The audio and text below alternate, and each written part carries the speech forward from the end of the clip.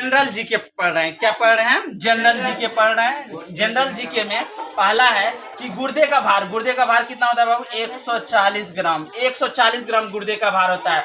तंत्र का आवेग कितना स्पीड पे चलता है? 532 किलोमीटर पर आवर। इतना एरोप्लेन का स्पीड होता है। 532 किलोमीटर के आवर वेग से हमारा क्या तंत्र बॉडी में इंफॉर्मेशन को भेजता है। अगला है दांत की मजबूती का सबसे कारण क्या है? एनामेल। दांत की मजबूती का कारण क्या है? एनामेल। दांत के मजबूती का कारण है एनामेल। हृदय में जो रक्त पंप करने की क्षमता होता है वह 4.5 लीटर प्रति मिनट। 1 मिनट में हमारा हृदय 4.5 लीटर रक्त को सप्लाई करता है।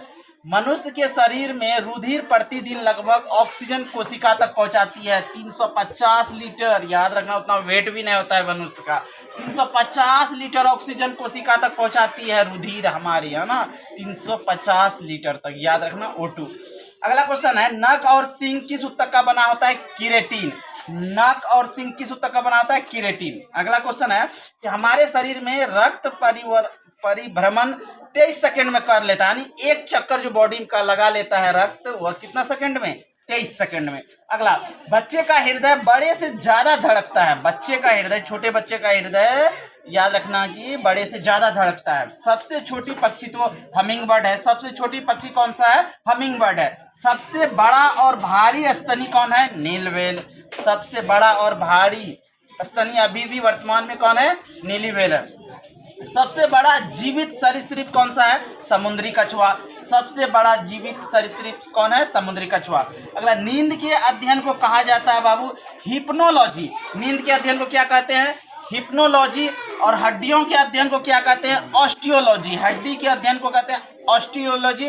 कैंसर के अध्ययन को कहते हैं ऑन्कोलॉजी। कैंसर के अध्ययन को क्या कहते हैं बाबू? ऑन्कोलॉजी। और अगला है मानव जाति के अध्ययन को कहते हैं एथनोग्राफी। ये चारों इंपॉर्टेंट। मानव जाति के अध्ययन को क्या कहते हैं? एथनोग्राफी। ठीक है, आगे देखते हैं क्वेश्चन नंबर 16 कि किस कोशिका को आत्महत्या की थैली कहते हैं? लाइसोसोम।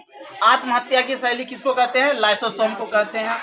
किस कोशिका को ऊर्जा गृह कहते हैं? ऊर्जा का घर, पावर हाउस कहते हैं माइटोकॉन्ड्रिया को। माइटोकॉन्ड्रिया को ऊर्जा गृह कहते हैं कोशिका का।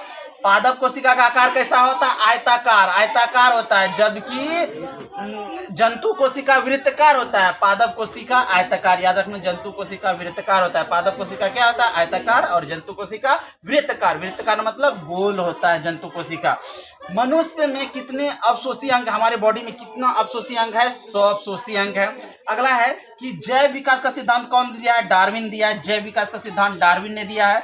कबूतर का गुणसूत्र 80 होता है। इसलिए कबूतर को खाने से गर्मी ज्यादा लगता है। कबूतर में गुणसूत्र कितना होता है? 80। और हमारे मनुष्य के शरीर में या हमारे शरीर में कितना गुणसूत्र है? 46, यानी 23 जोड़ा के रूप में रहता है।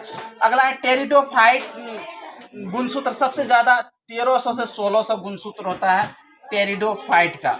वनस्पति जगत में सबसे बड़ा समूह देखे पादप का तो वह है थैलोफाइटा। थैलोफाइटा पादप में। वनस्पति जगत में सबसे बड़ा समूह है थैलोफाइटा। और एफ्ला नामक क्या है? एक विष का कवक है। एफ्ला नामक क्या है? एक कवक है, जिसको हम क्या कहते हैं? विष। यहाँ से फिर से देख लीजिए कि वनस्पति जगत का सबसे बड़ा समूह क्या है? थैलोफाइटा। और एफ्ला नामक विष किससे बनता है? कवक से। और यदि आपको वीडियो अच्छा लगे तो लाइक, सब्सक्राइब, शेयर और घंटी का बटन दबा दें। Thank you for watching.